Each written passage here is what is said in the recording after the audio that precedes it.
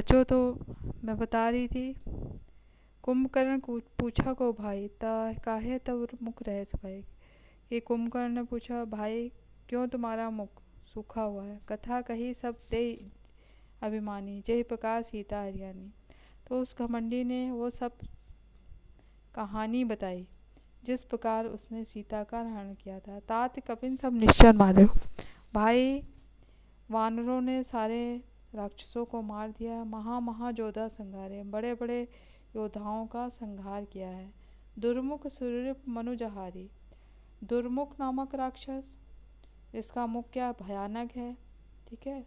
सुरृप देवताओं का शत्रु, सुरृप नामक राक्षस। मनुजहारी मनुष्य को खाने वाला मनुजहारी नामक राक्षस। भट्ट महान योद्धा भट्ट नामक राक्षस। अतिकाय विशाल शरीर वाला अतिकाय नामक राक्षस। अकंपन अकंपन जिसके चलने से पृथ्वी हिलने लगती, वो अकंपन नामक राक्षस। भारी बहुत विशाल शरीर वाला भारी नामक राक्षस। अपर महोदर जिसका ऊपरी हिस्सा बहुत बड़ा, अपर महोदय जिसका पेट का ऊपरी हिस्सा बहुत बड़ा है, ये अपर महोदय नामक।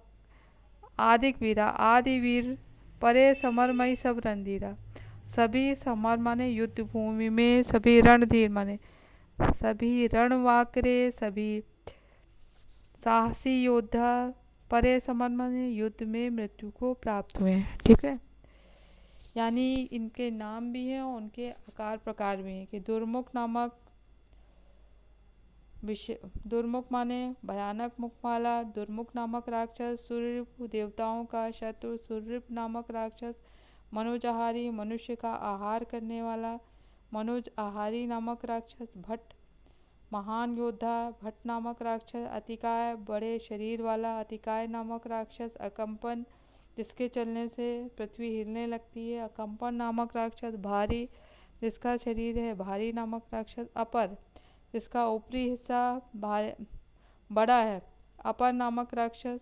महोदय जिसका बहुत बड़ा पेट है, महोदय नामक राक्षस। आदिक वीरा आदि वीर, परे समरमयी सब रणधीरा, सभी युद्ध भूमि में, सभी रणबांकुरे, रणधीरा माने सभी वीर योद्धा, समर में मृत्यु को प्राप्त हुए, ठीक है। समझ में आ गया बच्चों।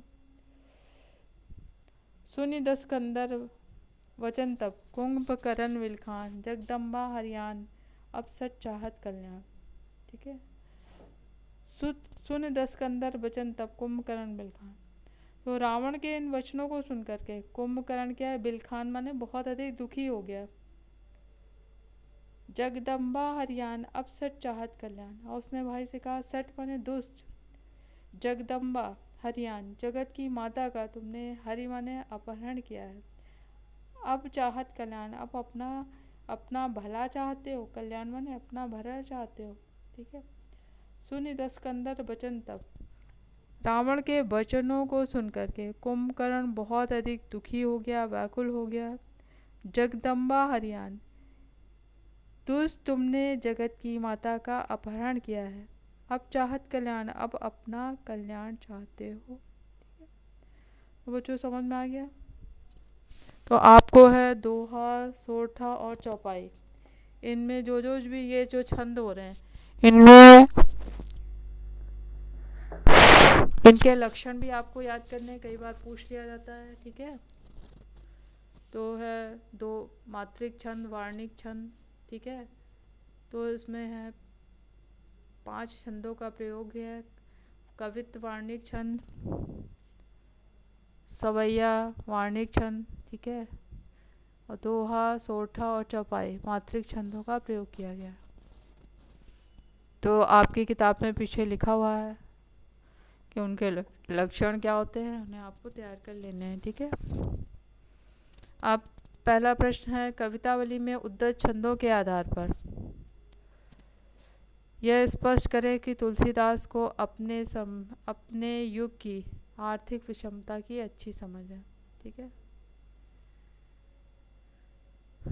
तो उसमें तुलसीदास जी ने बताया है कि सभी बेरोजगार थे, अराजकता थी, किसान के पास खेती नहीं थी, बनिया के पास व्यापार नहीं था, कर्मचारियों के पास काम नहीं था, कोई भीख नहीं देता था, कोई दान नहीं देता था। तो चारों ओर भुखमरी अराजकता थी, सभी बहुत दुखी थे, चिंतित थे और एक दूसरे से पूछ रहे थे कि क्या क्या करें, कहाँ जाएं। ठीक है। तो इस तरह से तुलसीदास केवल भक्त कवि ही नहीं थे, बल्कि उन्हें अपने समय की आर्थिक विषमताओं की भी बहुत अच्छी पहचान थी। और उनका कहना था ऐसी स्थिति थी कि लोग अपनी बेटा बेटी तक को बेच देते थे। पेट की आग का शमन दूसरा है।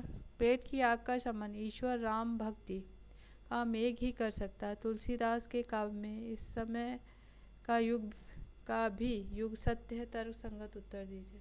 ठीक है।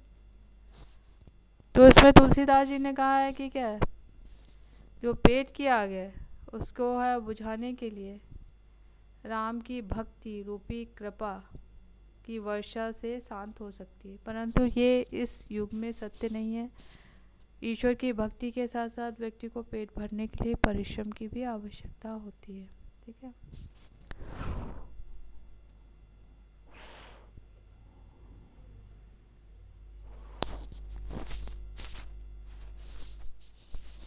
अगला प्रश्न है, धूत कहो अवधूत कहो, राजपूत कहो जुलाहा कहो को, काहू की बेटी से बेटा न ब्याह, काहू की जाति बिगाड़ न सो।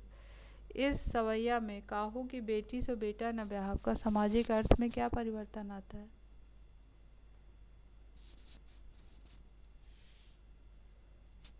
तो इसमें यही परिवर्तन आता है कि कोई उन्हें निम्न जाति का कहे तो भी उन्हें कोई फ़र्क नहीं पड़ता है, क्योंकि क्या, या उच्च जाति का कहे तो भी कोई फ़र्क नहीं पड़ता, क्योंकि उन्हें किसी की बेटी से अपने बेटे का विवाह नहीं करना जिससे कि उसकी जाति बिगड़ जाए।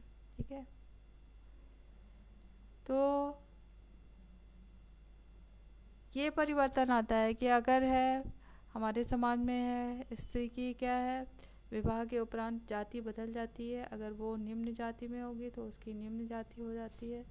तो इसीलिए उन्होंने कहा है कि वो किसी का कुछ बुरा नहीं कर रहे हैं। ठीक है। दूध कहो वाले छंद में ऊपर से सरल और निरीह दिखलाई पड़ने वाले तुलसीदास की भीतरी असलियत एक स्वाभिमानी भक्त हृदय की है। इससे आप कहाँ तक सहमत हैं? ठीक है। तो ये वाला छोड़ दीजिए, ये नहीं आता है। ठीक है। और इनकी व्याख्या करें, मैंने पूरा अच्छे से आपको बता दिया है। जो नहीं आए वो आप उसमें है अच्छे से है पूछ लीजिएगा। ठीक है।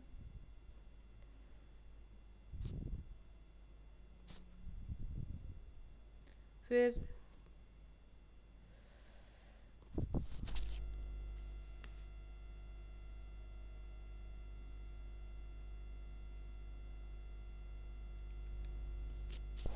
तो यह सारे क्वेश्चन हैं जो आपने अच्छे से समझ लिए हैं। तो जो भी क्वेश्चन आएंगे आप अच्छे से कर लेंगे। ठीक है बच्चों। तो समझ में आ गया। अब कल आपको फिर आप गोरखपुरी पढ़ाऊँगी, इसमें से जो नहीं समझ में आए तो आप पूछ सकते हैं। ठीक है।